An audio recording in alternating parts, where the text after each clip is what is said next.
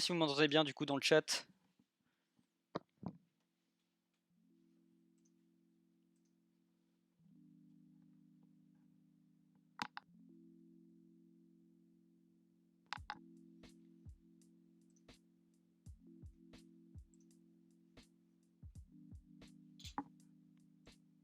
Parfait, magnifique.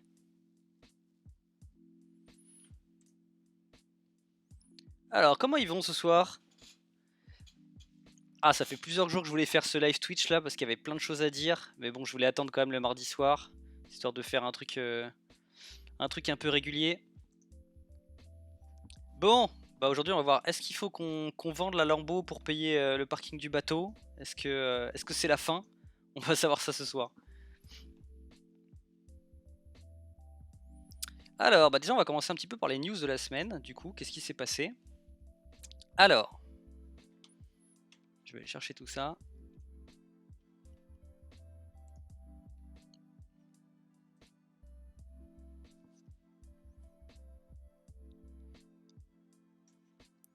Bon, alors première chose à dire pour expliquer un petit peu déjà pourquoi tous les marchés ont chuté en général, c'est assez simple, c'est qu'on est dans une période vraiment d'incertitude, tout simplement. Il y a deux choses qui se cumulent en fait. Il va y avoir d'un côté les tensions entre la Russie et l'Ukraine, donc ça forcément, les investisseurs en fait, enfin les marchés reproduisent la psychologie des investisseurs, et forcément quand on a une période de doute comme ça, de peur en fait, et forcément ça se transmet dans les marchés. Donc ça s'est fait forcément sur les indices boursiers américains, le S&P 500, toutes les choses comme ça, et du coup le Bitcoin a suivi aussi pas mal. Donc, et la chose aussi qui se rapproche de ça, c'est aussi que du coup on a des très mauvais chiffres sur l'inflation, et du coup on attend aussi que la Fed parle demain du coup, pour parler des taux d'intérêt en fait. Donc ça va être vachement important pour la suite. Aussi, alors la première news que j'avais aussi pour la semaine, c'est que la Russie, donc vous vous rappelez, il y a quelques jours, ils ont annoncé qu'ils allaient, en gros, tout bonnement et simplement interdire la crypto. Donc en fait, ça s'est pas fait parce que ça c'était purement de la FUD comme d'habitude, comme avait fait la Chine en avril 2021. Donc ce qui s'est passé, c'est que, excusez-moi, j'ai un message en même temps pour le Twitch. Hop. Et donc ouais, du coup en fait, ce qui se passe, c'est que, alors pour expliquer un petit peu. Donc on a une inflation qui est très importante. Depuis le crash Covid, la Fed ne fait qu'imprimer de l'argent, du coup mettre du cash dans les marchés pour les maintenir à leur hauteur en fait, tout simplement. On va aller rapidement sur ça, pardon. Hop. Donc ce qui s'est passé par exemple pendant le Covid, on va aller en weekly directement. Donc sur le S500, ce qui s'est passé, c'est que quand le Covid s'est déclenché, on était par ici du coup, donc c'était fin mi-février, fin mars 2020. Donc on a eu un énorme crash. Le S&P 500 a perdu du coup, du haut en bas, à peu près 35%. Et depuis, la Fed a fait que soutenir le marché en imprimant de l'argent du coup en insérant des liquidités dans le marché pour le maintenir. Du coup, on est passé carrément au-dessus. Aujourd'hui, on est sur des niveaux qui sont juste incroyables.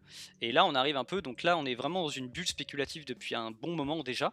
Donc on est, en fait, c'est vraiment un marché qui est entretenu par de l'argent, tout simplement, par la création d'argent, de monnaie. Et là, aujourd'hui, on a eu un crash qui, c'est pas parce qu'on est sur des plus hauts, c'est aussi parce qu'il y a une période de doute entre la crypto, entre du coup la Russie et l'Ukraine, qui sont potentiellement en train de lancer une guerre entre eux. Il y a et du coup, donc on a les chiffres de l'inflation. Donc on sait aussi que du coup pour l'année 2022, la Fed va pas avoir le choix que d'augmenter les taux. Ça, on sait que ça va arriver. Maintenant, la seule chose qu'il faut savoir en fait, c'est euh, quand est-ce qu'ils vont le faire, de combien et quand. Donc ce qu'ils vont faire, c'est qu'aujourd'hui là on a des taux qui sont négatifs. Il va falloir qu'ils les augmentent du coup pour compenser l'inflation et ces injections de liquidités qui vont devoir arrêter tôt ou tard. Et donc ça, cette peur a créé un peu ce crash sur les marchés. En sachant que le crash sur les marchés, pour l'instant, il a rien de comment dire, comment dire, de catastrophique en fait, parce que bon, si on regarde en daily, en weekly, voilà, on a pris un peu cher, mais c'est pas non plus, la fin du monde. Mais bon, ça fait mal. Après, la crypto du coup a beaucoup suivi ça. Donc là, demain, je vais l'ouvrir maintenant, investing.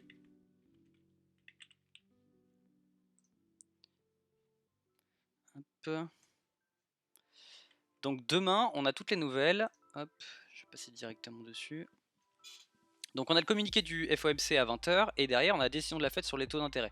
Donc ça va être vraiment déterminant. Bon après on va voir que selon mon analyse on n'a pas trop à s'en faire pour demain, mais quand même. En gros là s'ils annoncent demain, si demain ça arrivait qu'ils comment dire, qu'ils annoncent remonter les taux d'intérêt, ça va être vraiment très négatif pour le marché. Donc que ce soit les indices, pour la crypto, tout ça, on va continuer à chuter clairement. À mon avis maintenant, vu ce qu'il est en train de se passer, vu que les marchés ont déjà pris suffisamment cher, Bitcoin a perdu 50% depuis son plus haut, etc. À mon avis, ça m'étonnerait que demain la Fed décide de se dire bon, on va mettre encore un coup d'arrêt supplémentaire à toute l'économie. Donc à mon avis, ils vont dire qu'ils vont encore attendre, que les chiffres sont pas si mauvais que ça. Bon, ça c'est mon analyse pour l'instant. Qu'est-ce que je voulais vous dire d'autre du coup? Et en fait, du coup, ce qui s'est passé aussi, c'est que la Russie avait annoncé il y a quelques jours qu'elle allait interdire carrément le commerce et le minage de crypto-monnaies dans son pays. Et au final, ils ont changé d'avis là, changé d'avis il y a quelques heures en disant qu'ils vont pas interdire mais réguler. Voilà. Bon, ça veut dire qu'en gros, ils avaient déjà prévu le coup. Voilà, ça a fait chuter les marchés, ça a permis à plein de gens d'en racheter aussi, donc c'est un peu de la faute qui a été annulée, comme avait fait la Chine en fait en mai pardon 2021. Donc ça c'est la première chose. Donc on est un peu dans un moment un peu charnière qui va être important là pour du coup Russie, Ukraine et les taux d'intérêt quoi. Ensuite pour les autres nouvelles de la semaine, qu'est-ce qui s'est passé? On a eu du coup Solana qui est en totale congestion de son réseau. Donc ça c'est très mauvais pour le coin. Par contre qui est supplanté par Phantom. Phantom qui vient de passer du coup devant la Binance Smart Chain et devant Avalanche, si je me souviens bien. Ouais c'est ça. Donc Phantom, en plus Phantom c'est un des coins, je vais en parler plus tard quand on va parler du côté des altcoins, mais c'est un des coins qui pour moi peut rebondir le plus fort si on est sur un bottom. On va en venir après, vous inquiétez pas sur le Bitcoin de toute façon. Leur but c'est d'acheter eux-mêmes de la crypto au plus bas.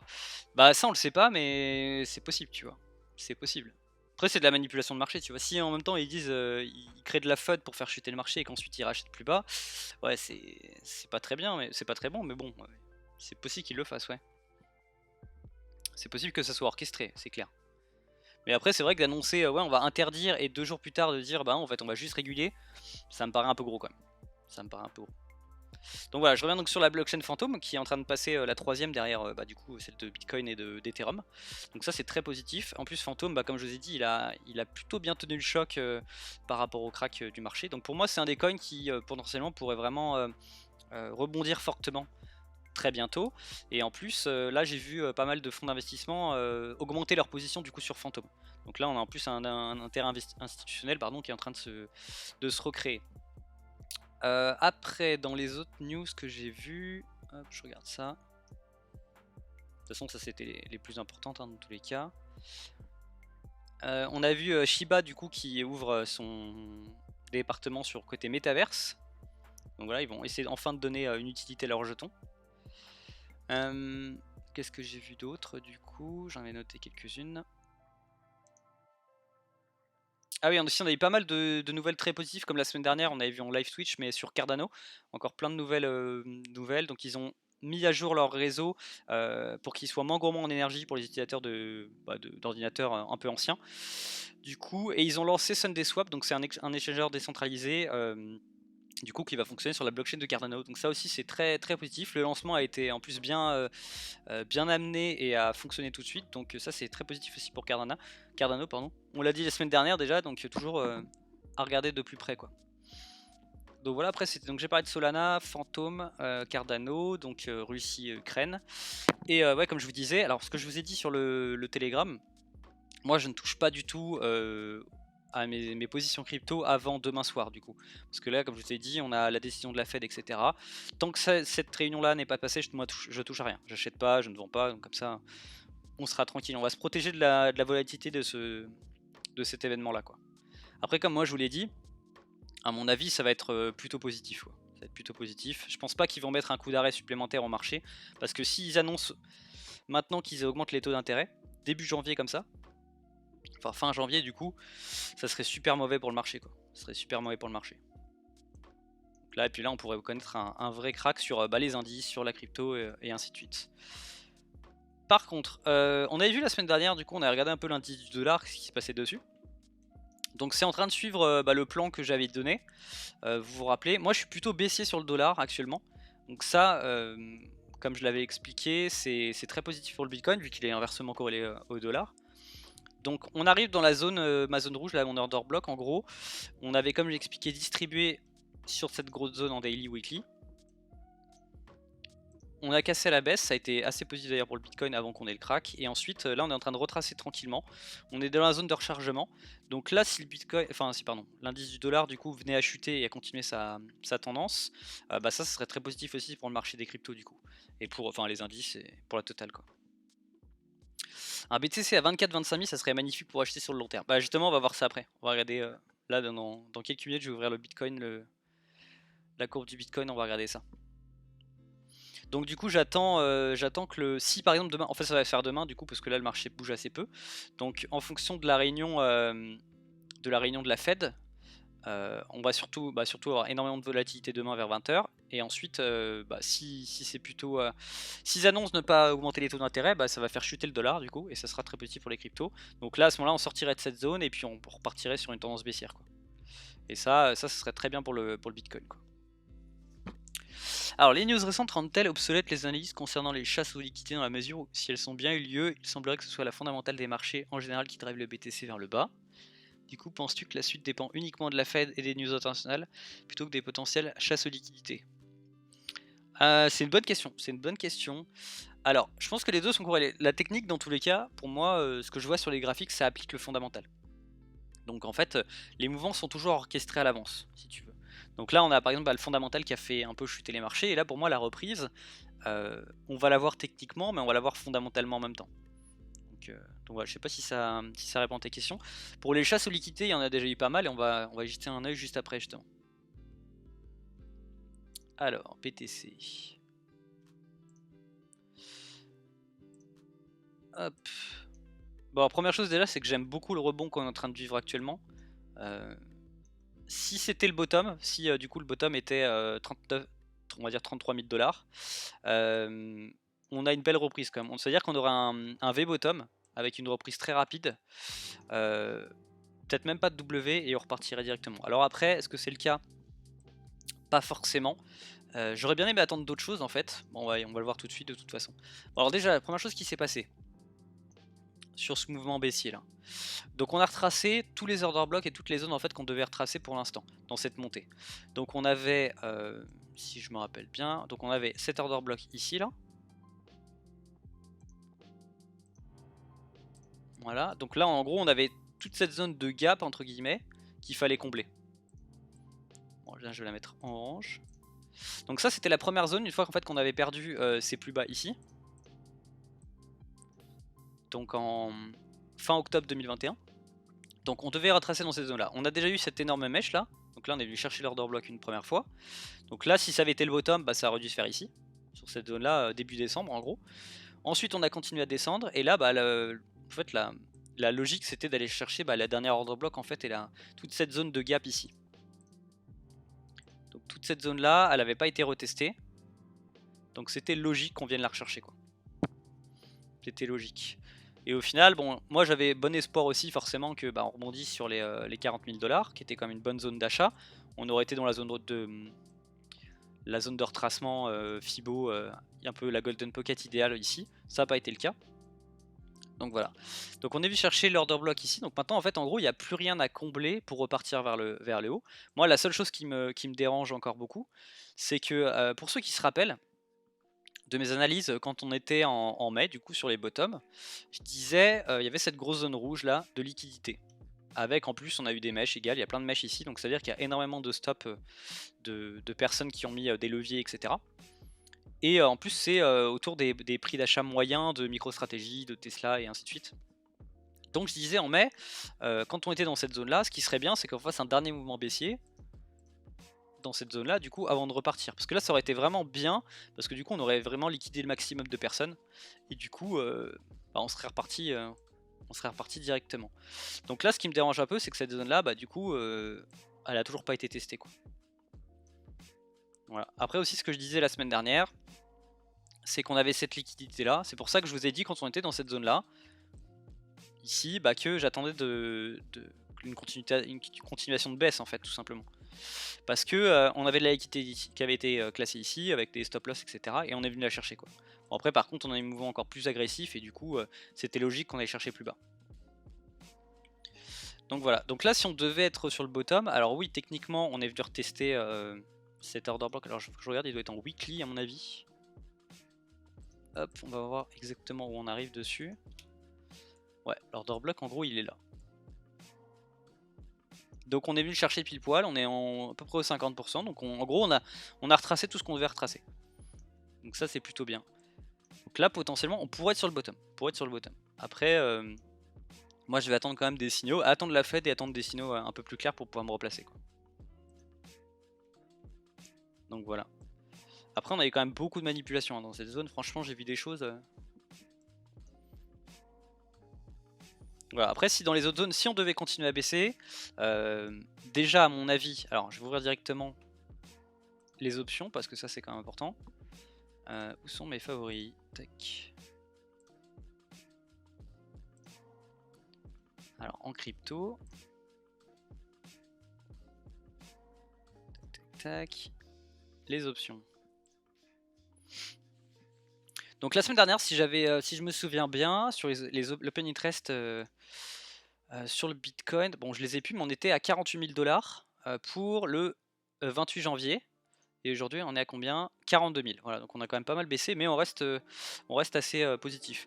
Donc là en gros, donc si on suit le plan, le 27, 37 000. Donc là on y est en gros. Fin janvier 42 000. Je regarde un peu. Début février 37. 38, ok. Donc là pour fin janvier le 28 on a un max spend price à 42 000 $. Donc ce serait le prix de liquidité. Là on devrait clôturer le prix fin janvier. Idéalement ce serait 42 000 $. On va voir à quoi ça correspond. Donc j'avais marqué 43 000 donc on a encore baissé un petit peu. On passe à 40 000. Donc ça c'est très positif. Ça veut dire que là d'ici quelques jours potentiellement on serait sur cette zone là quoi. Voilà. Donc ici on va voir ce qu'on va pouvoir faire.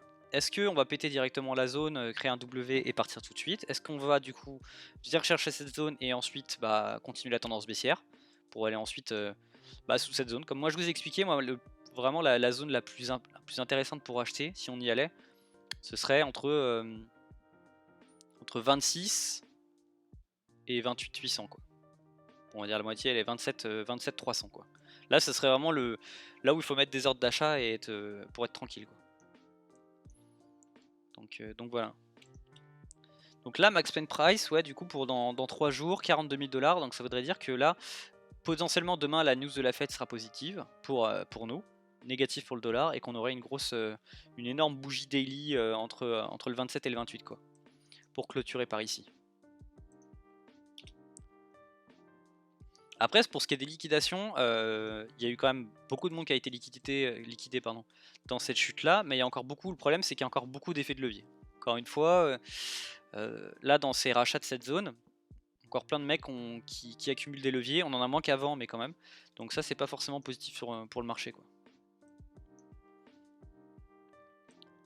Donc voilà.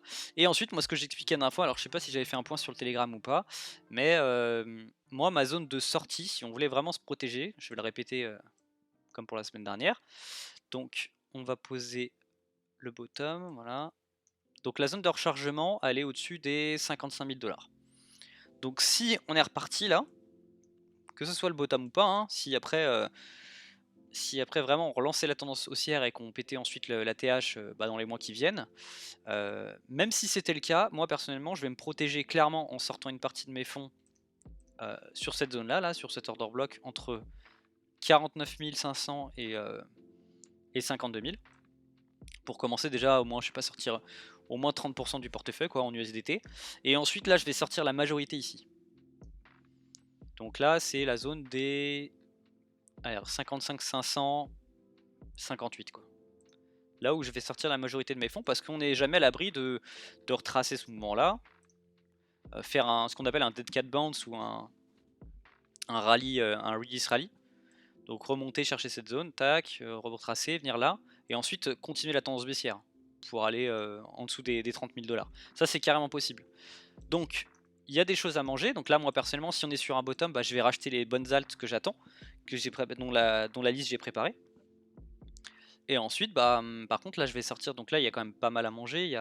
Si on était sur un bottom, on a encore 50%, donc là même ceux qui sont en perte dans cette zone, ils vont pouvoir récupérer une partie de leur mise, voire la totalité. Par contre ici il faudra se protéger et sortir, moi en tout cas je sortirai du marché quoi. Si après par contre bah, on repart et que j'ai des signaux, bah, j'aurai comme la même chose, toujours l'opportunité d'un retracement pour pouvoir continuer à partir quoi. Donc voilà. Pour le Bitcoin je crois que c'est à peu près tout pour l'instant. On va aller voir d'autres choses. Si vous avez des questions sur le Bitcoin du coup n'hésitez pas. Après on va passer sur les alts.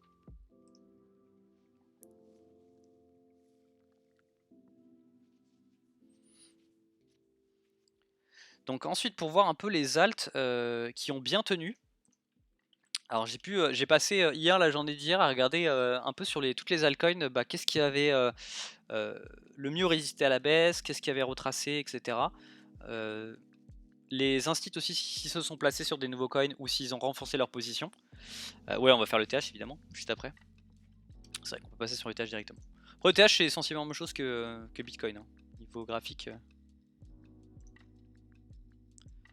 Hop, pareil, bah du coup Ethereum on a retracé pile sur la zone l'order block en fait. Voilà, il est venu pile le taper et on est reparti. Donc là on a fait un bottom potentiellement à 2100 $. Ok. C'est pas mal, en vrai c'est pas mal parce que ça serait un niveau si pour tous les mecs qui attendraient un chiffre rond institutionnel genre 2000 $. En gros on les aurait un peu feintés. Si on avait fait un bottom avant ça serait pas mal quoi. 2100 $, ça aurait évité que les mecs qui ont mis des ordres ici se soient fait fil. Et ça c'est plutôt positif quoi. Bah là en gros on est sur des niveaux où j'avais rajouté à 2 Ethereum la dernière fois quoi. Quand on était en juillet 2021. Et après ainsi de suite sur la hausse quoi. Donc après Ethereum techniquement c'est la même chose que le Bitcoin hein, pour l'instant. Et du coup sur les niveaux de sortie, si on devait faire la même chose que sur le Bitcoin, prendre des profits sur l'Ethereum, ce serait... Putain, ça coïncide bien avec ma zone où j'avais racheté en plus, un peu plus aussi. Au-dessus des 3800 $. Quoi. Entre 3800 et 4000, ce serait un bon niveau pour sortir de l'Ethereum. Donc voilà. Après si je rechargeais, je pense que j'aurais tendance... Alors faut que je regarde rapidement ETH BTC. C'est ça que je voulais faire du coup.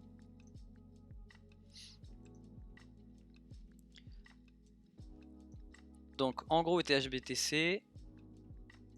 Bon là pour moi il n'y a rien. Donc là en gros sur le bottom j'aurais plutôt tendance à me placer sur le Bitcoin. Parce que pour moi c'est celui qui va le plus le performer à part certaines altcoins qu'on va voir après. Mais du coup pour investir plus sur l'Ethereum que le Bitcoin, ce que j'avais fait par exemple dans toute la montée jusqu'aux 69 000 $, j'étais plutôt plus exposé à 35-40% sur l'Ethereum plutôt que sur le Bitcoin parce qu'il donnait de meilleures performances logiquement.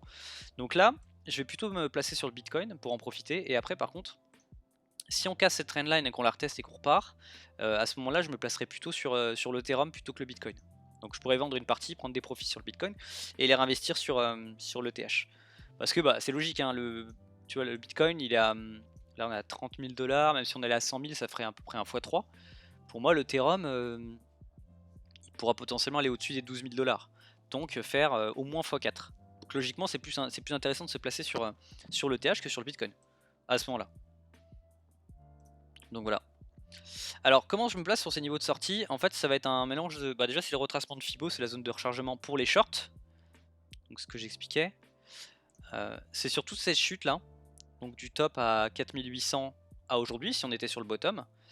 Bah les 60% de Fibo ils vont être sur les 3800 quoi. Oh, attendez j'ai mon ordi qui est en train de bugger. Je sais pas ce qu'il est en train de me faire. Je vais fermer en anglais. Donc voilà, et en fait dans les zones à rechercher, à retester, d'ailleurs on va le faire maintenant, ça peut être intéressant. J'ai cette zone là. Donc là j'ai un order block vert, j'en ai encore un ici. Et après on va regarder au-dessus. Alors si j'enlève cette moitié. Là pareil, là en fait on a une grosse zone à d'imbalance. Ici là. En fait vous voyez ce qui s'est passé ici là? Je vais la mettre en orange la zone. En gros ici on a comme un gap, vous voyez il y a une grosse bougie baissière ultra impulsive avec pas de mèche. On n'est pas venu retester cette zone là en fait. Donc ça en fait c'est de l'imbalance, c'est à dire qu'il y a eu plus de vendeurs, il y a eu beaucoup plus de vendeurs que d'acheteurs. Donc il y a un déséquilibre qu'il va falloir venir chercher. Donc ça on peut difficilement partir beaucoup plus bas dans le marché sans venir retester cette zone là. Après au dessus par contre, ici elle a été fill, ça a été retesté. Ici, ça a été retesté aussi. Donc ça, on n'a plus besoin d'y revenir logiquement. Par contre, ouais, du coup, la moitié de la zone vers les 3900 $, en gros, il faudrait qu'on les reteste, en gros. Donc tu vois, et en plus, ça coïncide bien avec ma zone de Fibo. Donc pour moi, c'est la zone idéale pour sortir, en fait, du marché. Ça, tôt ou tard, il va falloir qu'on y revienne. Même si on est en bear market à un moment, il faut qu'on revienne ici tôt ou tard. Donc ça va nous donner, en fait, une opportunité de sortie, en fait. De prendre des profits et de sortir la majorité de nos actifs, quoi. Donc voilà. Et même chose, bah, du coup ici, là sur les 3700 $, on a un order block aussi. Donc là, ça peut être malin de prendre un peu de profit, quoi. Enfin, ça sera pas le moment d'acheter en tout cas ici, quoi. Voilà. Donc, on a parlé d'FTM tout à l'heure, donc fantôme. SDT, on va sur Binance.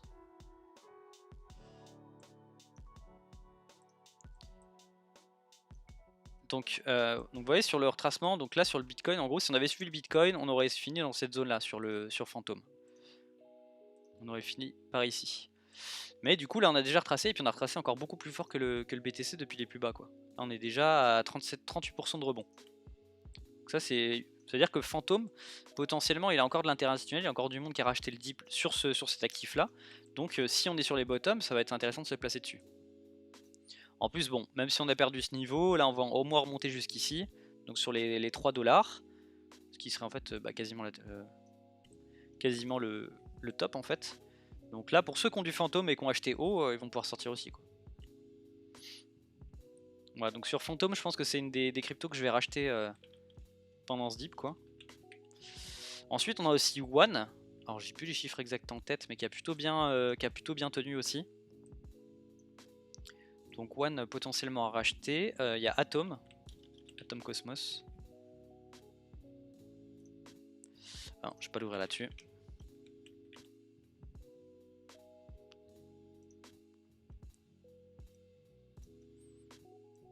Donc voilà, bah moi j'étais sorti sur ces niveaux et on y est en fait. En gros, j'étais ressorti ici là sur ces retracements là.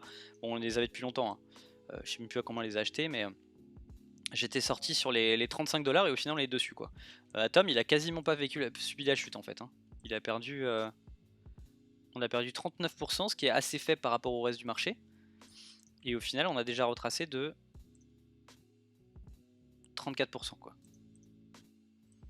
Voilà, donc Atom Cosmos, en plus je vois de l'intérêt institutionnel, il y a pas mal de monde qui se replace dessus. Il a un gros intérêt dessus, donc voilà, potentiellement Atom, ça peut être cool. Et aussi l'autre, ouais, c'est Luna. Luna, pareil, il a très bien vécu la chute. Bon, par contre, on a juste, bon après ça dépend comment on la met cette trendline, mais on est en dessous de la trendline, mais si on repasse au-dessus, bah, on pourrait repartir à la hausse sur Luna, quoi. Pareil, gros intérêt, pas mal de gens se placent dessus actuellement. Voilà pour Luna.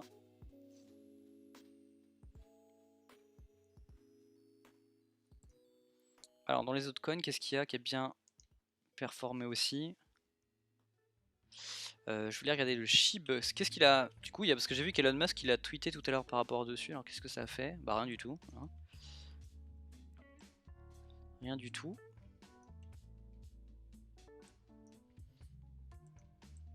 Alors le SHIB, je sais pas s'il y a du monde qui est placé sur le SHIB ou pas sur le Twitch là actuellement.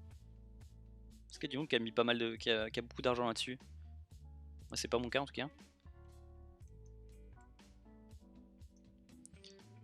Alors le SHIB, pour info, techniquement, tôt ou tard, il faut qu'on revienne ici. Si je mets le volume profile, normalement on va le voir, bah voilà, comme par hasard.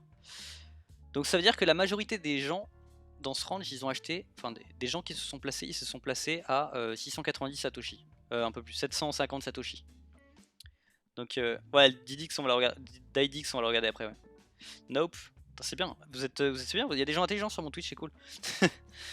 Il y a des gens intelligents, c'est bien. Ou alors, est-ce que vous êtes sorti du SHIB? C'est ça plutôt, ma question c'est plutôt ça en fait. Est-ce que vous avez investi, vous êtes sorti du SHIB quoi? Parce que bah voilà, c'est clair, il est dans son retracement et en fait, la première zone c'était celle-là, là. On a bien réagi dessus. Mais là maintenant en fait il faut qu'on aille ici quoi. En fait tous les instits qui se sont placés dans ce range là, on le voit sur le volume profile, on a le plus gros volume tradé, c'est les, comme je l'ai dit, 730 Satoshi. Donc là il va falloir qu'on y aille en fait. Il y a trop là ici il y a tous des équilibres là qu'il faut qu'on comble. Tout ça il faut qu'on le comble dans tous les cas. J'y ai pas mis les pieds, tant mieux.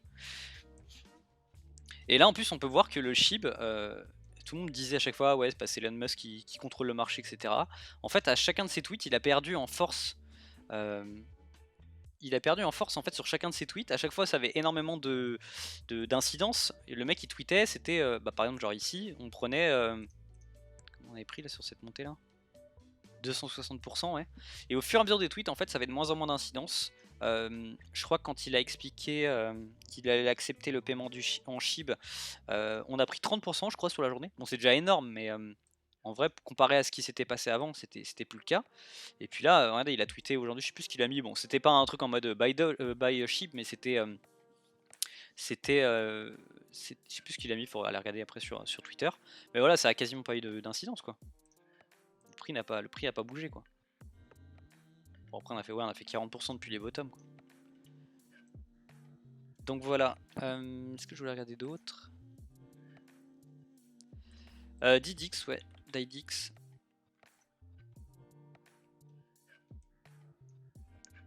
Alors Didix, moi je vais en racheter très bientôt je pense. Si mon bottom sur le Bitcoin est confirmé, je vais rentrer fort sur cette crypto là. En tout cas en VIP on n'est pas rentré sur le fake out. Vous voyez j'ai fait, alors ça c'est typiquement, je vais vous le montrer, ça c'est la manipulation de marché par excellence. Regardez. Donc là sur le Didix on a une trendline que j'ai à peu près tracée qui est ici là. Donc qui a été plutôt très bien respectée à de nombreuses reprises là, ici 2 fois, 3 fois, 4 fois, 5 fois, 6 fois. Là on a eu une cassure par le haut, donc là tout le monde a commencé à dire bon bah, c'est le moment d'acheter etc. En plus le volume profile le montre bien, comme par hasard, donc en gros on a eu ces deux bougies haussières, et ensuite à 8 tout le monde a acheté. Et là on a eu la manipulation de marché typique, c'est à dire que si je me mets en 4 heures, donc en gros si on regarde la tendance là, en gros le dernier plus haut il était ici.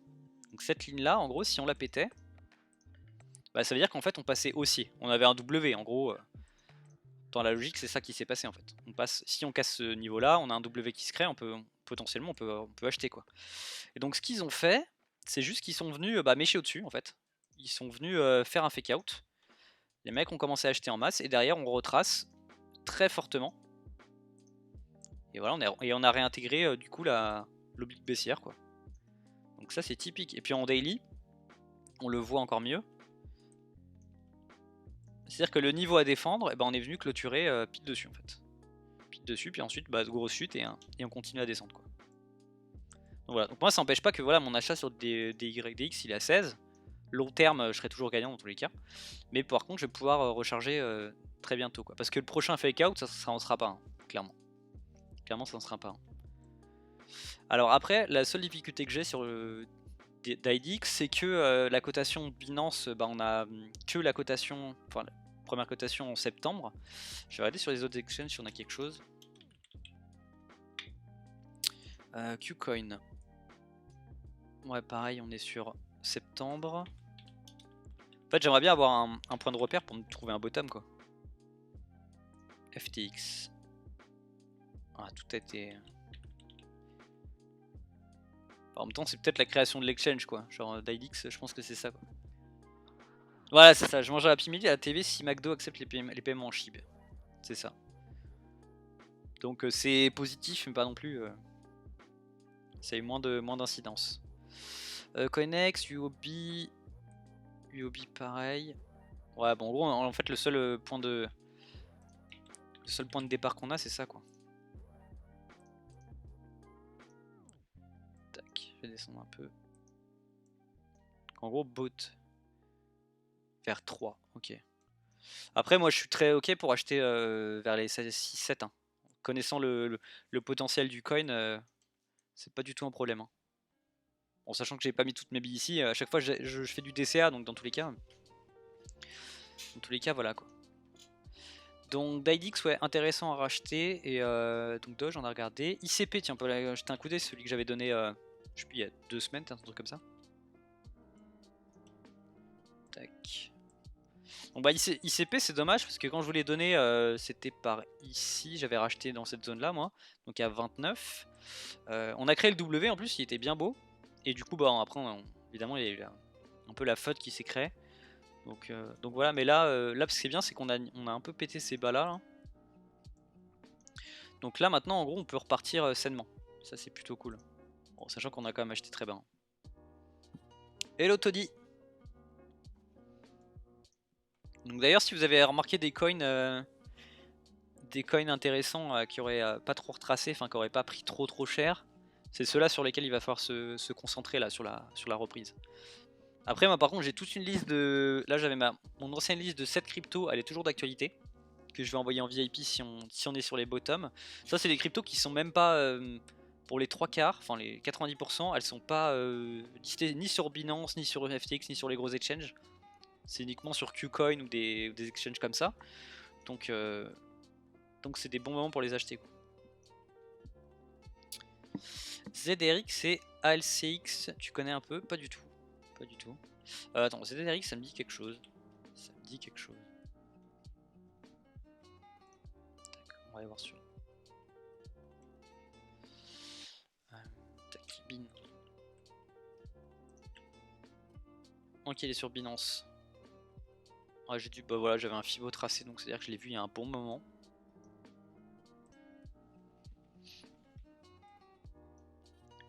C'est classé comment ça Moi j'aime bien la regarder quand même.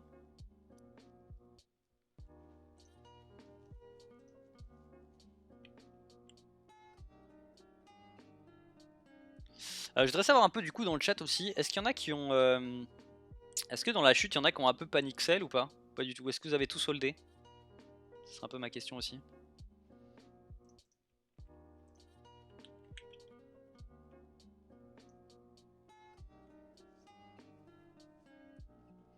Alors ZRX, on est 124ème. 124ème, ok.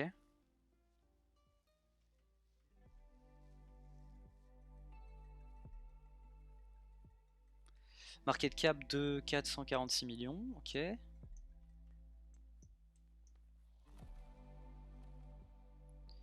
Hop, qu'est-ce qu'il me dit le... Bah ZRX, ce qui est cool, c'est qu'on approche pile poil de son POC, de son point d'intérêt volume profile. Donc là, genre, c'est l'endroit. Bon, enfin, en gros, de toute façon, ça coïncide avec la zone d'accumulation là institutionnelle. Donc, ouais, tu vas être sur. Si c'est un coin qui t'intéresse, tu vas être. Bah là, t'es potentiellement sur les meilleurs prix pour l'acheter, clairement. Enfin, sur comme plein d'autres en fait.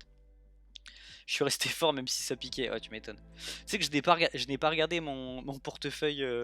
Mon portefeuille pendant, je sais pas, 2 ou 3 jours. Bon, à la fin, j'ai craqué. J'ai quand même regardé. Au final, c'était moins pire que je pensais. Mais ouais, ça fait mal. Bon, après, c'est. On commence à connaître. Hein.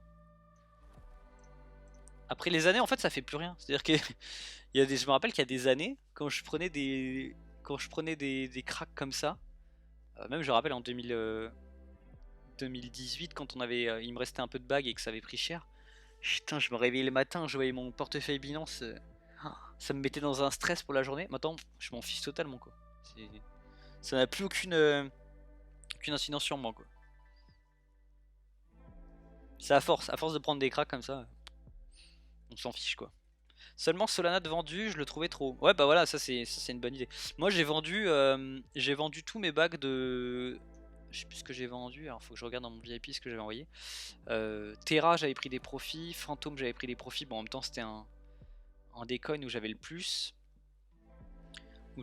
En portefeuille. J'ai pris en fait sur mes gros bags où j'étais en positif de fou dessus, en fait j'ai encaissé. En plus ça m'a permis de reprendre beaucoup d'USDT. Et comme ça, bah, je pourrai me replacer bientôt, quoi. Moi j'aurais ton avis sur ICP, elle était ultra haute et je trouve le projet top et ils sont hyper actifs, t'en penses quoi? Bah on l'a vu il y a quelques minutes, il y a genre 5 minutes, je pense que tu viens d'arriver du coup.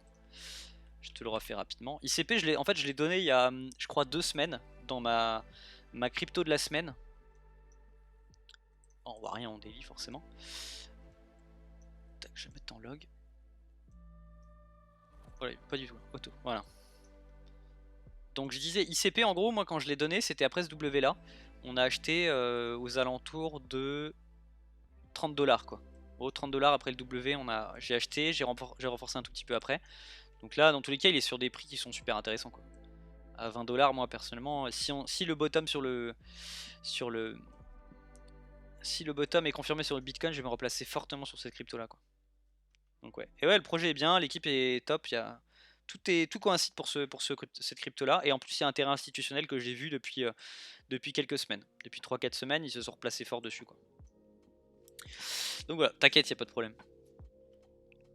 L'autre qu'on voulait regarder c'était, alors Zedrix, parce que j'avais fini là-dessus.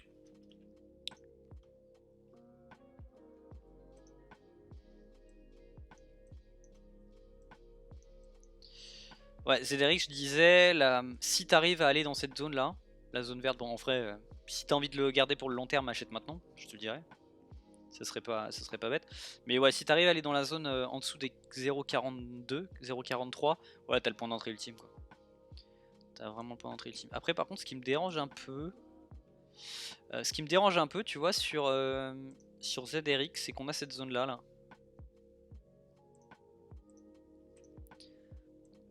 Là, t'as une grosse zone de gap, tu vois. T'as une grosse zone d'immalation. En weekly, on la voit, hein, donc elle est super importante.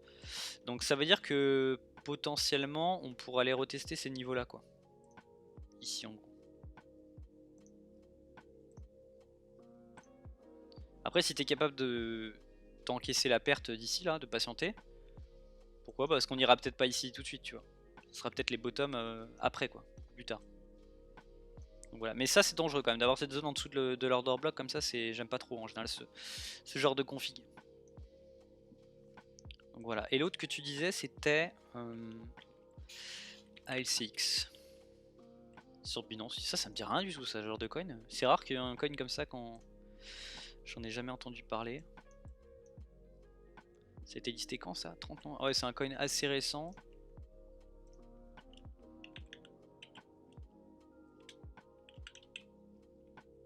Alchemix, ça me dit rien du tout. 160 millions de market cap, 284. Ok. Alors, normalement, une crypto du top 200, je les connais toutes. Normalement, il y en a assez peu que j'ai raté dans le top 200. Non, parce que j'ai passé du temps à les analyser, les projets. Ouais, non, ça bouge, mais dans le top 200, normalement, je suis pas trop. Je suis pas trop mal. Ok. Bon, après, graphiquement, est-ce qu'il est sur un autre. Est-ce qu'il est sur un autre. Ah non, je vais le regarder sur un autre exchange. Binance, Coinbase, FTX. Coinbase, tiens, on va voir. Ouais, ok. Bah, en fait, après, LCX, là, en fait, t'es dans une tendance baissière, quoi, tout simplement. Donc après, t'as retracé, t'es encore. Donc là, même si je connais pas l'actif, j'ai pas besoin, tu vas retracer comme ça, et puis tu peux très bien continuer à descendre, quoi. Et là, il n'y a aucun signal de bottom sur ce coin là, quoi. Après, peut-être que tu l'as vu qu'il y avait un intérêt. Il y a peut-être un intérêt à un autre, mais je vais juste regarder par contre s'il y a de l'intérêt institutionnel là-dessus. J'ai un petit site là pour ça.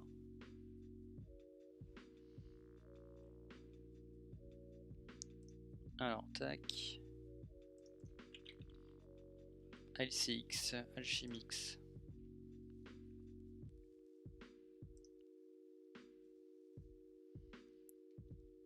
Non. Ah si, attends. Si.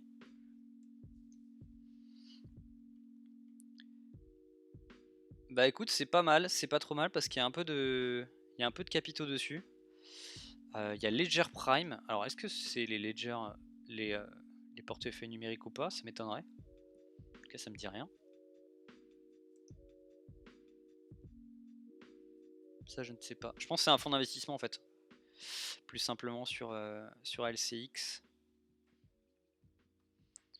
Et par contre, on a Delphi Capital qui est placé sur LCX. On en a une petite douzaine. Une petite douzaine qui est placée dessus. Donc ouais, c'est qu'il y a un petit peu d'intérêt quand même un site. Ils sont peut-être en train de... En gros, il faut que tu attendes, si c'est le cas, ils vont poser un bottom avec un gros range, le temps d'accumuler un paquet d'achats en fait. Et puis un jour, il partira à la verticale quoi. Si c'est le cas. Après, ce qu'il faut regarder en fait, c'est si ça se déroule déjà, et puis si ensuite bah, les instits ils le gardent en portefeuille quoi, surtout. Parce qu'après, ils peuvent très bien avoir le coin en wallet, et puis à un moment se dire bon bah il nous intéresse plus, et puis on vend quoi. Donc, ça, faire gaffe à ça aussi quoi. Voilà, Matic, ouais, on peut passer un coup sur Matic, ouais. Je l'ai pas fait.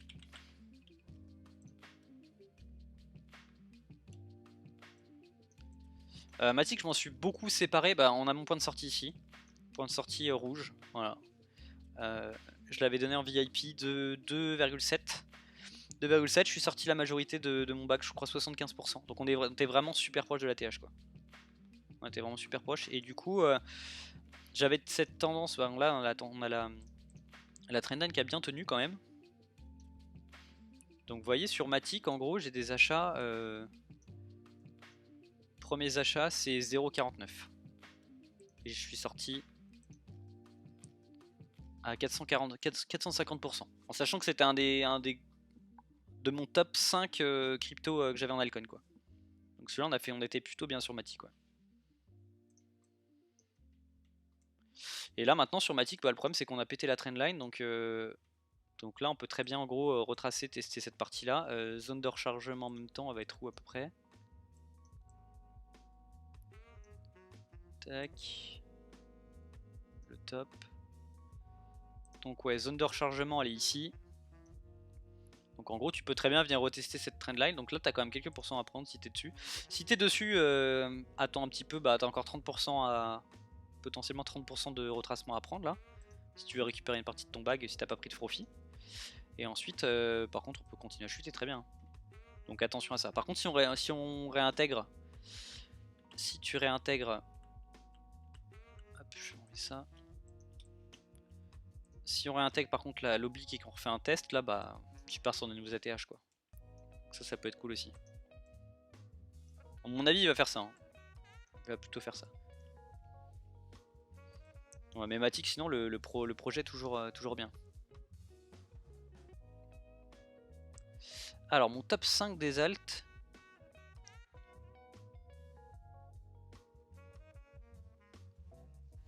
Mon top 5 des alts, bah, j'ai donné tout à l'heure, je pense. Ce serait FTM, Fantôme. Fantôme en premier, ça serait Atom Cosmos. Dans les grosses cryptos. Hein. Luna. Potentiellement Matic. Matic après, faut voir quoi. Et après, dans le reste. Bah après la majorité ce serait du bitcoin, hein. Moi si je rachète c'est du bitcoin en majorité quoi. Et après en fait le reste ça va être des petites alts, donc des petites alts qui sont pas sur Binance et tout comme j'ai expliqué tout à l'heure. Et ça va être, bah ça je vais les balancer en VIP du coup ça sera pour ceux-là. Ça va être des bons calls genre ICP etc. Tu vois. Ou quand on avait acheté les derniers que j'avais fait c'était on avait acheté Flux, NIR. Des coins qui ont fait plus de 100% quoi, même pendant la chute du Bitcoin. CHZ t'es plus trop fan. Alors si je suis toujours fan du projet, mais techniquement ça fait des mois qu'à chaque fois qu'on l'analyse, je dis toujours la même chose quoi. On peut être suite, tu vas voir. C'est cheese, méga projet, mais il se passe toujours rien quoi.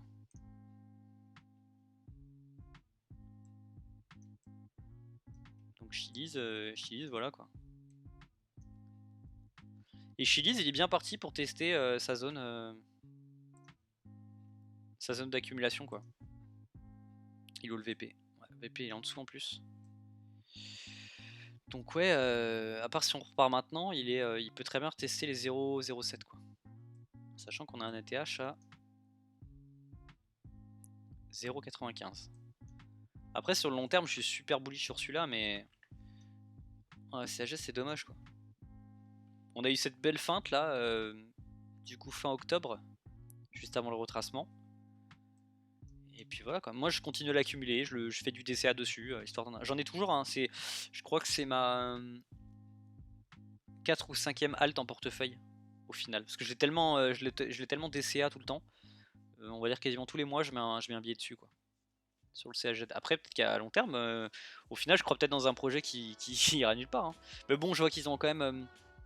ils ajoutent encore des équipes sportives en partenariat, il y a plein de choses qui se font, donc non je me fais pas trop de soucis. Je me fais pas trop de soucis. Ce qui fait presque un x5 ouais. Ouais. Bah là si t'es sur un bottom... il y a 4 x 4 à prendre jusqu'à la TH. Et si vraiment scénario catastrophe, on va dans cette zone là. On est à 16 x 16 par rapport à la TH. Donc là, ce serait juste ultime quoi. Bon, après, j'en doute. Je doute qu'il y aille. Après, pareil sur CAZ, ce que j'aime pas trop, c'est ça quoi. C'est que là, on a entre la mèche ici et là.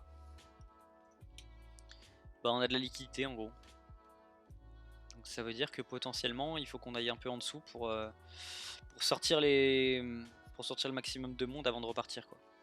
Donc ça pourrait, on pourrait très bien se faire un dernier push vers le bas avant de remonter quoi. Ouais, ils ont plein d'équipes. Après tu vois, les problèmes c'est les partenariats, les projets, tout ça c'est très bien. Mais tu vois quand t'as une correction aussi importante du marché des cryptos en fait, bah tu vois ça sert à rien en fait tu vois. Parce que toujours pareil, c'est-à-dire que quand ça monte, il y a un peu de FOMO, ça monte doucement. Par contre quand tu vois il y a un crack et que ça rentre en panique etc, c'est la dégringolade quoi. Donc que tu aies des bons projets, que ce soit au niveau fonda, technique ou autre, il n'y a plus rien qui tient. Il n'y a plus rien qui tient. Donc voilà. Bah après les 0,5, oui, oui. Oui, clairement, il ira quoi. Après, faut que je regarde pareil. En gros, la zone où il faut qu'on retourne, quoi qu'il arrive, elle est là. Elle est au-dessus des 0,42. On va dire, allez, 0,44 pour sortir du Chili, tu vois. Donc là, il y a encore de quoi faire. Hein. Là, si t'es dessus, tu peux encore récupérer. Bah, t'as 150% quoi. Donc ça, c'est clair. Qu'est-ce que je voulais qu'on regarde aussi sur mon analyse de tout à l'heure? Si on peut regarder rapidement. Qu'est-ce qu'elle fait notre whale? Qu'est-ce qu'elle fait notre whale? Bon, je le sais déjà, mais voilà. Alors, le dernier live Twitch c'était il y a une semaine, donc on était vers le 18-19. Donc, depuis le 18-19, il a racheté encore. Enfin, ils ont 250 BTC, 328 BTC, 160 BTC. Donc, voilà. Hein. Je sais pas si vous voyez de la vente, mais il n'y en a pas. Hein. Toujours pas de vente. Hein. Donc, bear market, non, pour moi, non. Quand je vais voir ce mec là commencer à vendre des coups de, comme avant là, des petits coups de 1500 BTC comme ça par jour, ou des petits, voilà comme là 3000 BTC, 1500 BTC, bah là je vais commencer à me dire que c'est le moment pour vendre quoi. Mais là quand je vois ça, je vois mal une whale comme ça acheter autant de bitcoin depuis le crack pour se faire liquider derrière, enfin en tout cas pour perdre autant d'argent quoi. Et le deuxième que j'ai, l'autre adresse, hop, plus raisonnable, il a avec 50 000 BTC en portefeuille. Alors lui, tac tac tac, 24-25, alors lui il a vendu un peu là, il a vendu quand même un peu. 24-25, 775, 745 BTC, sur les combien? Sur 50 000, ok. Et là par contre ça accumule quoi, depuis, oh la vache. Là il n'y avait pas beaucoup d'opérations depuis entre le 7 et le 16, il n'y a rien eu. Yes, après, Crow et Rune, ok, ça marche, on va passer dessus après. Donc là, à partir du 16, il y a eu des petites, enfin des grosses ventes, mais ça va, c'est des prises de profit à mon avis. Et ensuite, ça a fait que acheter. Bye bye. Par contre, tu vois, je comprends pas trop pourquoi cette whale là, elle vend potentiellement au bottom quoi.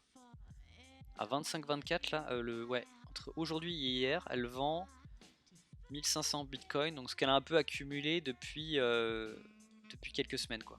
Ça faudra que je jette un coup d'œil là-dessus. Pourquoi le mec il vend maintenant?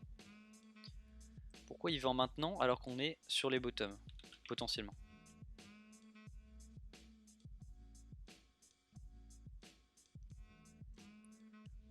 Ça c'est pas top. Mais bon, après c'est une whale parmi d'autres. Hein.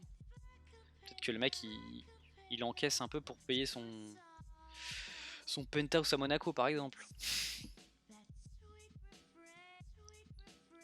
Donc ouais, bah en fait c'est pas malin de vendre ici. Enfin personne ne vendrait ici quoi.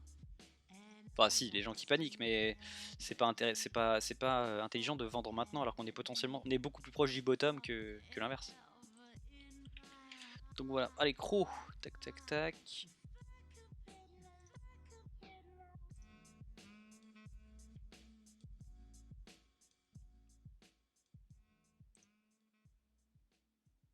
Ok. Alors, qu'est-ce qu'il nous dit le... Bah, on est un peu sur la même config que le SHIB, je crois qu'on a vu tout à l'heure. On est en pleine zone de rechargement. Est-ce que t'avais un... Ouais, t'avais une zone intéressante d'achat ici, là, qui est identifiée depuis très longtemps. On est en plein dedans. On est en train d'en sortir d'ailleurs. Donc là, en gros, si t'es investisseur long terme, c'est toujours intéressant d'acheter là.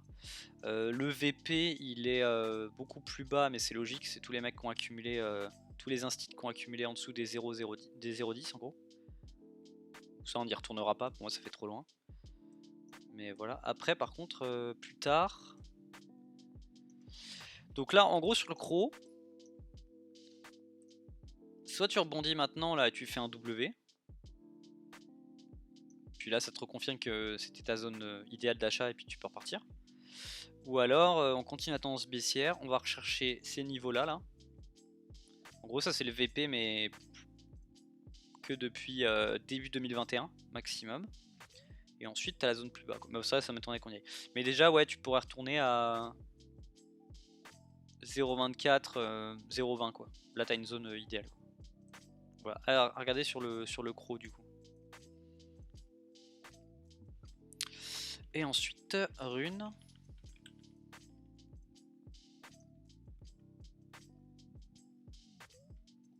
Alors, rune, c'est pas une crypto que j'ai en wallet aussi, ça.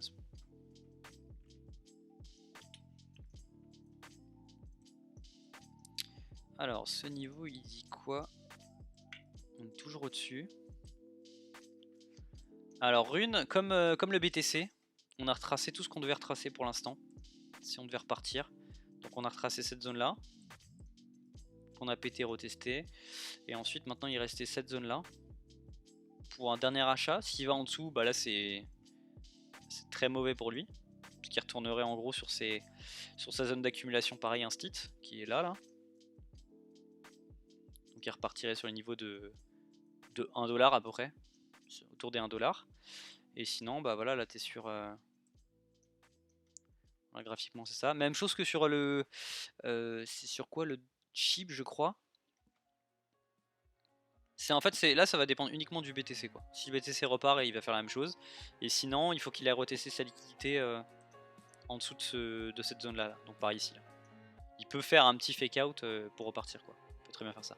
Après, comme d'habitude, t'attends un W et tu peux te placer quoi. C'est le plus intelligent. Après, moi j'ai plutôt tendance à être assez mécanique quand j'achète. En gros, j'attends vraiment une zone de prix, tu vois. Peu importe ce qui se passe et je me place quoi. Je me place souvent, même je mets un ordre et j'y pense même pas. Bon après, à part si on est dans un contexte un peu comme aujourd'hui où c'est très incertain. Mais voilà.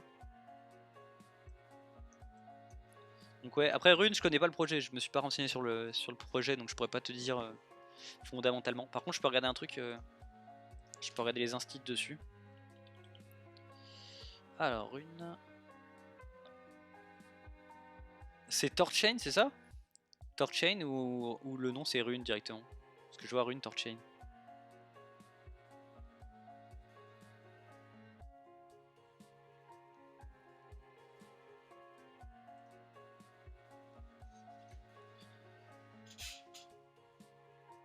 Alors, investisseur sur Torchain. Alors le rune, il n'y a pas beaucoup d'instit dessus. Enfin, peu, il y en a quasiment pas en fait. Sur le rune, t'as deux capitaux. T'as un gestionnaire de capital à Gibraltar et t'as une société new-yorkaise qui investit dessus, mais c'est tout. En gros, il y a très peu d'intérêt instit dessus. Donc là, ça veut dire qu'en gros, sur le rune, pour les mecs qui ont acheté dans la zone que je te disais là, autour des 0,10, ouais, c'est ça, Torchain, donc je suis sur le bon.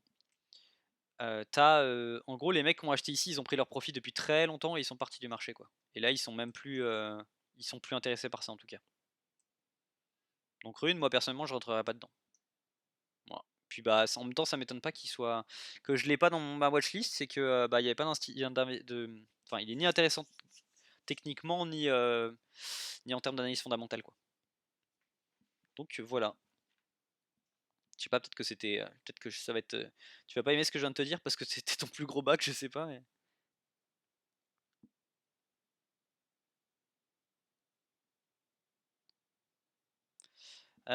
tac, tac, tac.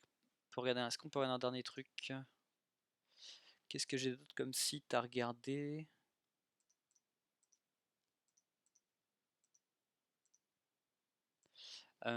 Juste regarder de mon côté un truc sur Pantera Capital. Si vous avez un ou deux coins à renvoyer encore en altcoin, si vous voulez que je regarde, ce sera le moment. Parce qu'après, on va commencer à être 20h, là, je vais pas trop tarder à manger. Tac, tac, tac. Bon. Je regarde un peu s'il y a des changements niveau instit sur certains placements. Alors, ça n'a pas bougé.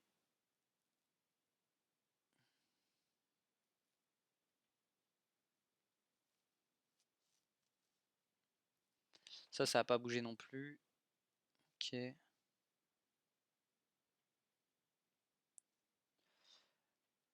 Ok. Sinon, il y a une crypto que j'avais donnée en. J'ai perdu beaucoup dessus, c'est pour ça. Ouais, bah tu vois, en fait, c'est ça. C'est ce que je t'expliquais, c'est que comme je t'expliquais, les instits, ils ont acheté dans cette zone-là, en fait. Et ils ont mangé sur toute la montée là. Donc x 21, quoi, c'est énorme. Et ensuite, bah, ils ont pris leur profit, tu vois. Ils ont carrément pris leur profit. En plus, là, graphiquement, c'est. Tu vois, en fait, t'avais une dernière chance de sortie, c'était là. Tu vois, t'as eu de l'imbalance qui a été créé juste là, là. Donc cette zone orange, quand ils ont vendu, ils savaient que ils devaient venir récupérer cette zone là. C'est le retracement, tu vois, c'est un peu le dead cat bounce, tout ce que tu veux. Donc là, en gros, les mecs qui ont vendu ici avec du levier ou qui ont vendu très très fortement, ils ont un peu déséquilibré le marché, donc il y avait cette zone orange à venir combler. Et ben ils sont revenus tester juste au-dessus. Donc là, ça donnait de l'espoir à plein de gens. Tous les mecs qui ont raté ce mouvement aussi là, ils se sont dit, bah, quand ça a retracé là, dans cette zone, ça a dû arriver dans la zone de rechargement. Logique, je pense que c'est ça. Hein, que visuellement je le vois. Ouais, voilà, tu vois. En gros, ils sont venus rechercher la zone de rechargement. Tous les mecs qui avaient raté la première montée, les x21, ils se sont dit, ah bah c'est le moment, je rentre sur une. Ils ont potentiellement un peu mangé quand même. S'ils ont acheté au bon moment, ils ont fait x2 240%. Mais en fait, c'était simplement un mouvement en fait pour que les instits ils sortent du marché en fait. Tu vois, ils sont venus rechercher leur zone prévue, un peu au-dessus, histoire de faire un peu faire un petit espoir pour les investisseurs, et ensuite hop, zéro. Puis là, pour moi, il va aller nulle part ce projet-là. Enfin, en graphique. Niveau de prix, il va aller nulle part quoi. Donc voilà. Après, tu vas toujours avoir des portes de sortie en fait. Si t'es encore dedans, t'as cette zone là qui a pas été retestée, et dessus en weekly il n'y a rien. Donc en gros, on va retracer. Tu peux retracer entre les 9 et 10 à peu près. Donc si t'as encore un bag, moi mon seul conseil que j'aurais à te donner, c'est de sortir ici quoi. Au moins de sortir une bonne partie de ta position, comme ça tu seras tranquille quoi. Après si on remonte, tant mieux. Si tu revois qu'il y a des institutionnels qui se placent sur une et tout, ce qui m'étonnerait, mais ce qui pourrait arriver, bah tu seras, au moins tu auras sorti une partie, tu auras le reste qui va tourner, mais au moins le reste tu récupères des USDT et t'es tranquille quoi. Voilà quoi. Voilà. Allez, on se refait encore une ou deux altes et après on va couper le live. J'espère en tout cas que ça vous a aidé, si ça vous a rassuré un petit peu ou pas. Je vais remettre un peu de... J'avais plus de musique en fait. Hop. Question plus personnelle, t'as galéré longtemps avant d'atteindre la rentabilité, Forex et crypto confondus? Alors là, c'est une très bonne question, complètement. Complètement. En gros, moi, j'ai commencé à m'intéresser, à investir, etc. vers mes 25 ans. Déjà, j'en ai 30, tu vois. Quand en gros, j'ai commencé, j'avais été salarié pendant longtemps et que j'ai commencé à travailler pour moi, que j'ai monté ma boîte vers mes 25 ans. Et que je me suis mis, en fait, en me mettant à l'entrepreneuriat, en fait, ça m'a intéressé et que j'ai commencé à avoir d'autres personnes dans mon entourage en fait et à parler avec des comptables, des gens comme ça et tout, que je me suis intéressé directement à l'investissement en fait, directement. Et puis moi mon objectif ça a toujours été le même en gros, c'est que je vais pas travailler, je compte pas travailler jusqu'à la retraite. Donc en fait assez tôt entre guillemets, bon même si j'aurais bien aimé à 18 ans connaître d'autres choses et avoir appris d'autres trucs, comme ça m'a permis d'investir plus tôt. 25 ans je trouve que c'est quand même plutôt bien. Il y a des gens qui rentrent toujours très très tard. Donc vers 25 ans j'ai commencé à investir un petit peu. Pas de crypto au départ, c'était vraiment, je crois les premières choses que j'ai faites c'était du basique, hein, des actions. Beaucoup d'actions en général. Après par contre avec des... je me plaçais régulièrement en fait en gros. Tous les mois je plaçais une partie etc. Sur des trucs qui ont été assez rentables. Vers 2016 je me suis intéressé à la crypto. C'est là où je suis rentré pour les premières fois sur les cryptos. Là j'ai plutôt délaissé les actions etc. Tout ce qui a été Forex, je m'y suis mis, ça doit faire 5 ans à peu près que je fais du Forex. Quand je suis plutôt passé en fait en gros quand j'ai commencé à me former, que j'investissais sans trop savoir ce que je faisais, que j'investissais sur des conseils ou sur d'autres trucs, j'ai commencé à me dire qu'il fallait que je m'y mette tout seul. Et puis là j'ai commencé à me mettre au Forex et tout, donc avec les techniques classiques que tout le monde connaît. Donc les techniques de retail, en gros j'ai commencé comme tout le monde, avec les techniques support, résistance et tout ça. Comme tout le monde ça ne marchait pas, parce que les techniques retail on connaît quoi. Donc j'ai dû faire ça pendant 1 an et demi, 2 ans. Après j'avais quand même les basiques zones de rechargement, etc. Tu vois, donc ça, en gros quand tu es en investissement et que tu regardes tes graphiques en daily, tu te plantes pas trop. En fait, tu es déjà mieux placé que la plupart des gens qui connaissent pas du tout quoi. Mais voilà. Et après par contre en Forex, quand j'ai voulu commencer à gagner de l'argent dessus, parce que j'en ai perdu au début comme tout le monde, hein, je crois que j'avais mon premier compte. Je crois que mon premier compte à 5000 euros, j'ai dû tomber à 1005 quoi. Puis après là j'ai retiré et je suis sorti du marché quoi. Il y a plus de 5 ans.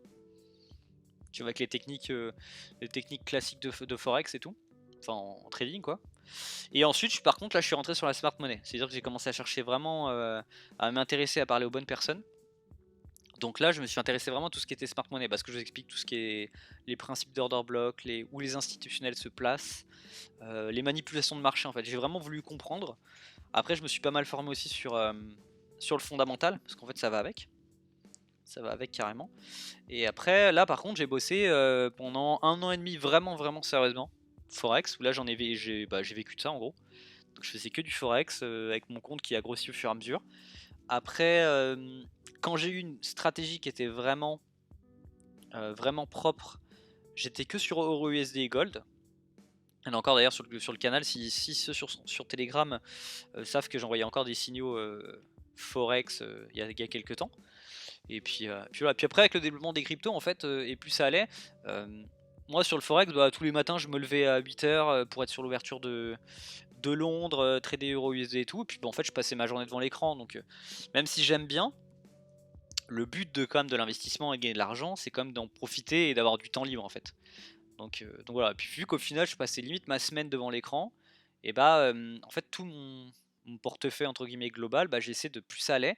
Et ça a été un peu le but de cette dernière année, ça a été de passer le maximum de choses en passif en fait, qui est des choses qui donnent du rendement, mais vraiment sans rien faire quoi, pour plutôt me consacrer à d'autres choses en fait, avoir du temps quoi. Donc voilà. Et après, c'est pour ça que je disais la dernière fois, je sais plus à qui je répondais du canal, mais le Forex, moi je le recommande à personne. Enfin, le trading manuel, après 5 ans, je le recommande à personne. Parce que c'est tellement long, comme apprentissage, c'est un truc qui ne nous donne aucune garantie de gagner de l'argent régulièrement. Parce que même quand j'étais l'année dernière et quand j'en vivais, c'est jamais stable. Il y a des semaines, je vais faire 20%, 15-20%, c'est énorme.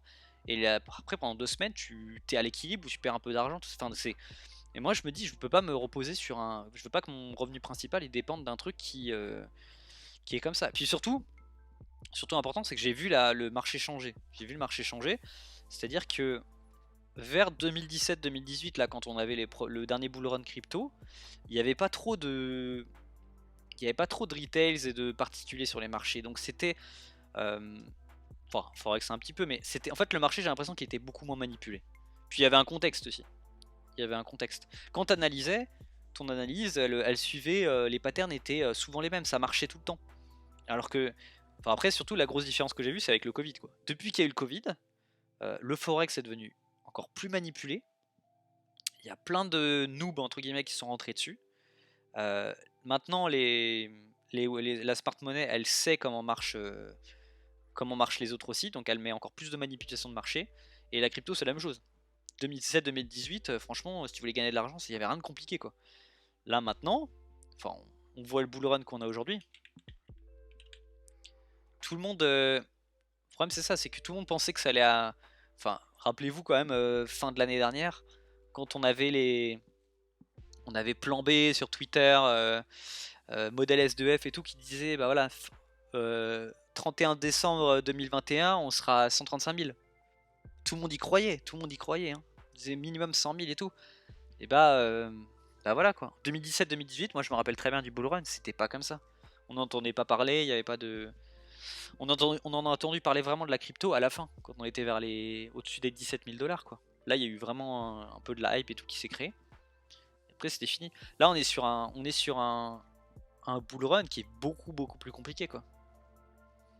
Qui est beaucoup plus compliqué.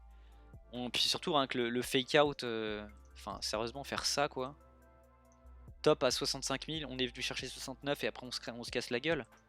Enfin le nombre de mecs qui ont dû perdre de l'argent, qui se sont fait exploser ici, qui ont acheté dans cette zone là, qui ont perdu plus de 50% de leur investissement. Ça il doit y en avoir un paquet hein. Dans les particuliers noobs, les gars qui sont rentrés trop tard, il y a un paquet qui sont en train de se mordre les doigts. Ils ont peut-être même déjà vendu.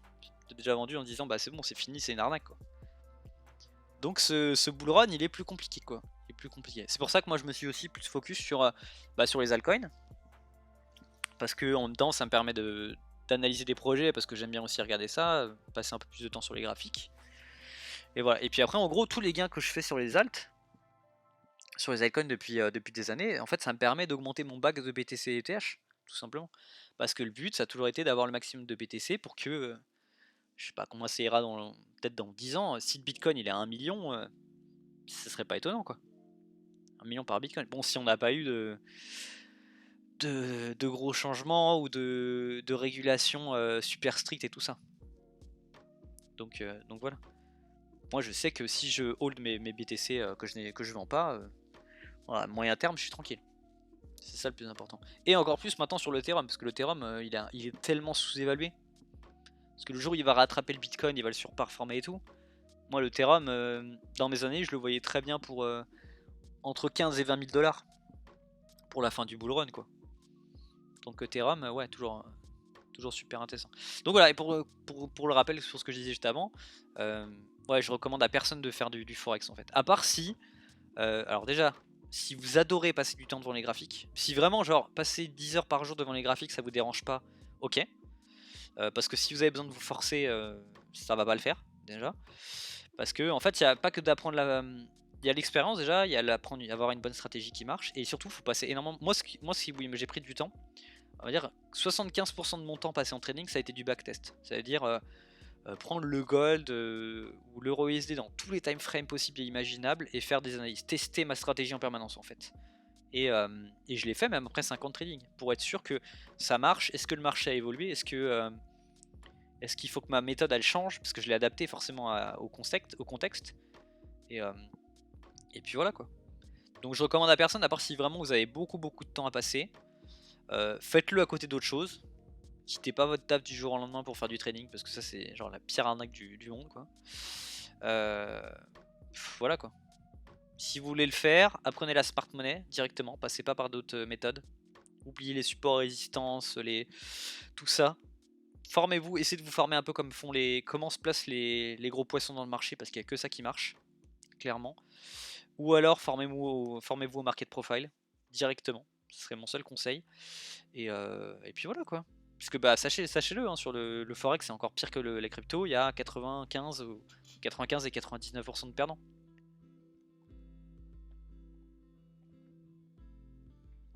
Et même si vous donnez très très bon, ça sera difficilement un revenu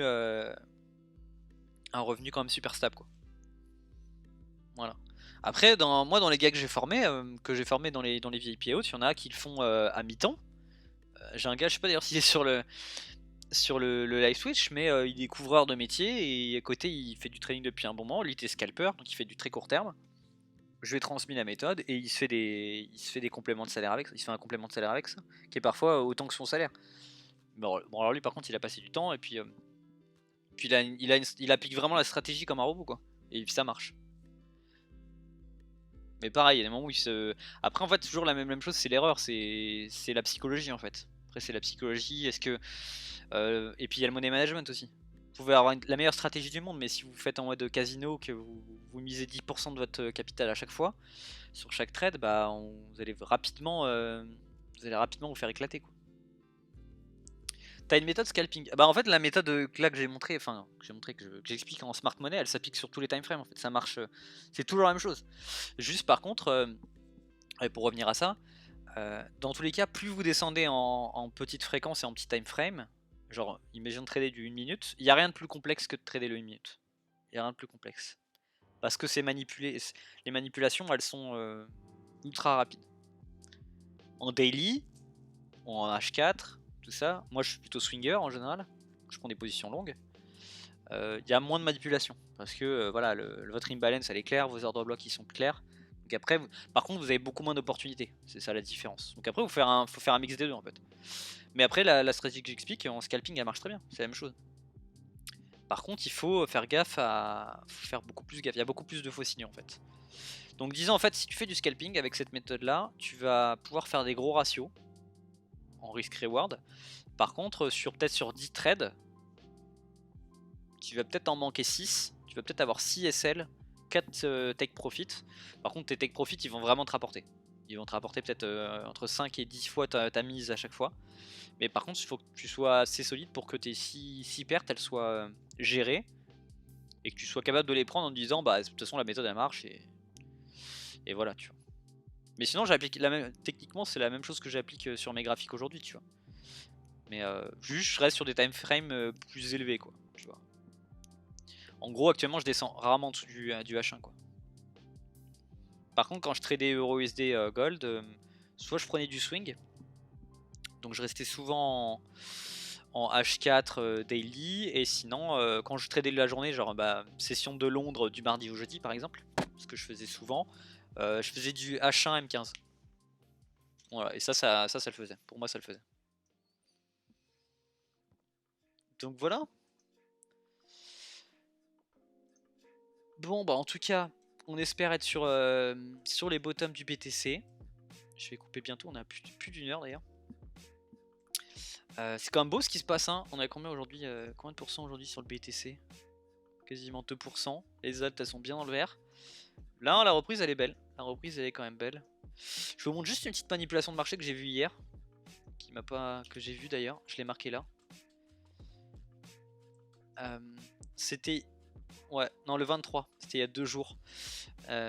J'avais failli vous mettre un message sur Telegram parce que ici en fait il y a une grosse bougie verte et j'ai commencé à voir du monde s'exciter. J'ai même reçu pas mal de messages et tout. Ouais, c'est en train de pumper et tout.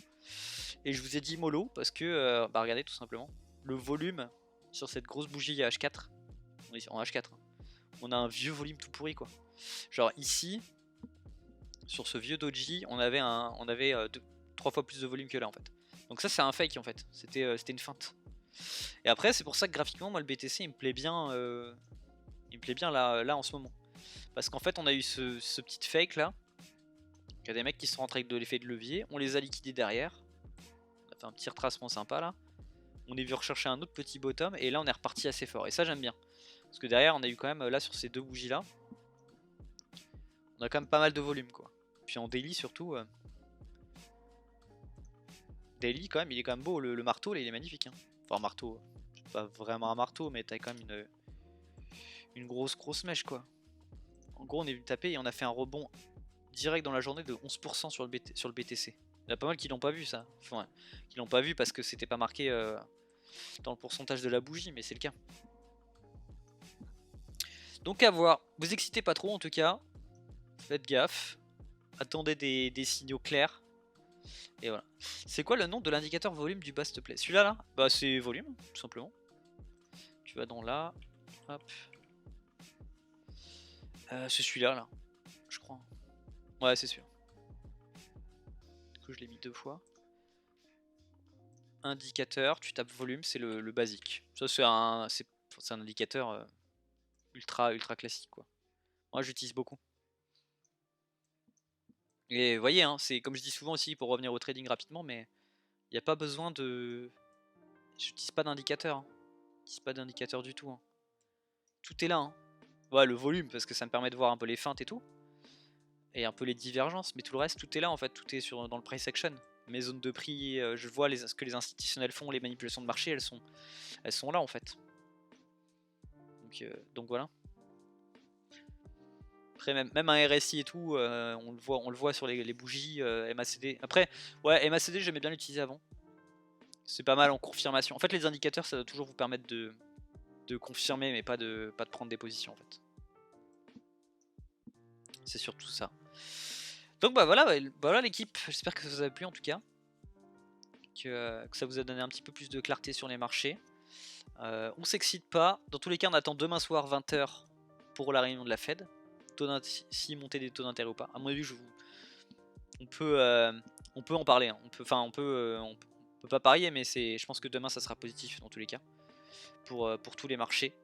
Comme j'ai dit en début de brief, ils vont pas mettre un autre coup d'arrêt à tous les marchés après ce qu'on vient de vivre déjà. Ils vont pas tirer sur l'ambulance quoi en gros, c'est ce que je veux dire. Donc voilà, donc à mon avis ça sera positif, on en attend. Et à mon avis je vais attendre 2-3 jours de plus, le 28 janvier, la clôture du mois de janvier avec le max pain price, on avait parlé des 42 000 $. Donc voilà. NJ, tu penses que c'est le moment de rentrer? Bon, ce sera le dernier coin. Hein. Dernier coin que je vais faire.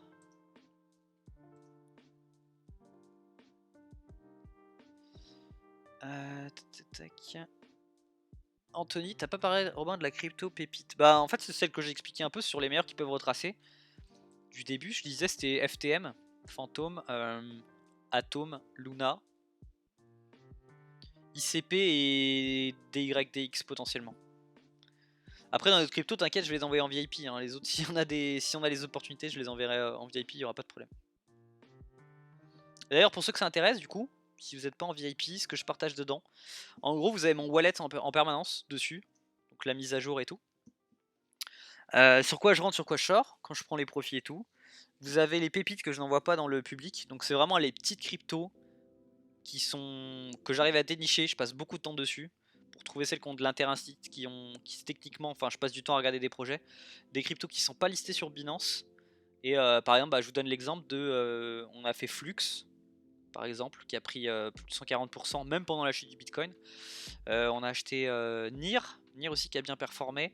J'avais envoyé Cadena aussi dans les tout débuts. Si vous vous rappelez de Cadena, petite crypto, elle est que sur KuCoin, elle est même pas sur Binance ou autre. On a fait un beau score dessus. Ouais, c'est le genre de crypto là que je cherche en gros. Donc voilà.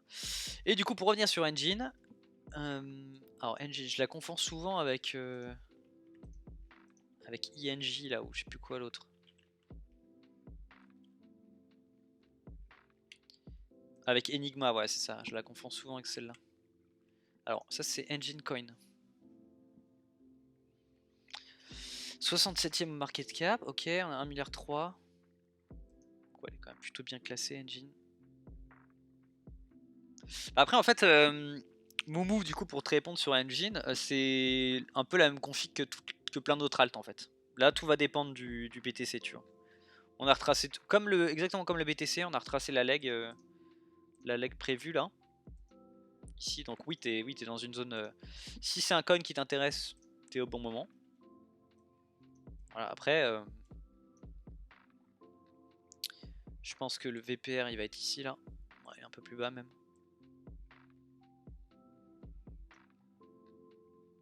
Si on est que sur cette... Ouais, c'est plutôt là. Les instituts ils sont rentrés là. 0,41. Donc ils peuvent défendre le prix quoi. Ils peuvent défendre le prix encore.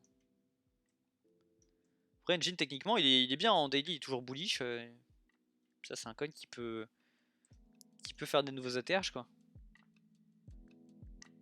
Mais tu vois, ça, ce genre de coin, je l'ai pas en wallet parce que tu vois, il a un 300% par rapport à. Bon, un peu moins. En gros, par rapport à son ATH. En fait, moi, comme je disais tout à l'heure, c'est toujours la même chose, c'est que je cherche des coins qui surperforment ETH BTC. C'est logique, sinon, vaut mieux autant avoir dans ton portefeuille que du Bitcoin et de l'Ethereum, et tu seras tranquille, ça sera beaucoup plus safe et tout. Moi, ce que je cherche, c'est plutôt des coins qui surperforment ça, tu vois. Donc, moi, le genre de coin qui a seulement, entre guillemets, 200% jusqu'à son ATH, bah, y a plein d'autres coins en fait qui vont être plus intéressants à avoir du coup. Tu vois. Et Engine, je crois pas qu'il y ait de. J'avais dû le regarder il y a quelques semaines, il n'y a pas un grand intérêt instit dessus. Donc voilà. Donc Engine, ça peut être bien, mais moi j'ai d'autres coins à privilégier en fait. Tout simplement. Donc voilà, bah écoutez, solution de toute façon on revient. Mardi prochain, bah on essaie de se refaire un live Twitch, hein. Ça je vais essayer de faire tous les mardis, c'est assez cool, je pense, comme créneau. Ça peut être sympa. On en laisse passer le week-end où il n'y a pas d'instit qui sont placés sur les marchés. On laisse passer le lundi où c'est un peu la journée de mise à niveau. Donc voilà, mardi soir, c'est assez cool. En général, ça laisse passer les bons mouvements. Donc voilà. Et puis bah, les autres, on se retrouve bientôt. N'hésitez pas, de toute façon, si vous avez des questions, vous avez Telegram.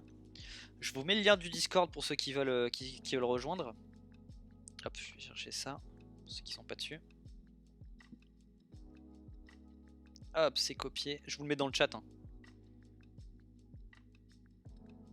Voilà, si vous avez une question particulière, vous m'envoyez sur Discord ou sur Telegram, comme vous voulez. En général, vous êtes plus visible sur Discord, hein, si vous avez des messages privés plutôt que sur Telegram. Hein, en général, vous êtes un peu perdu dans le flux. Donc voilà, n'hésitez pas. Et puis bah, j'espère que ça vous a plu en tout cas. Ne paniquez pas, pas de faux mots. On rentrez pas tout de suite maintenant. Attendez déjà demain soir 20h, comme je l'ai dit, je vais le répéter encore une fois. On attend demain soir 20h déjà ce qui va se passer avec la Fed et après on verra ce qu'on fait dans la semaine, vous inquiétez pas. Bon, et bah écoutez, bonne soirée à vous et bah on se dit à la semaine prochaine.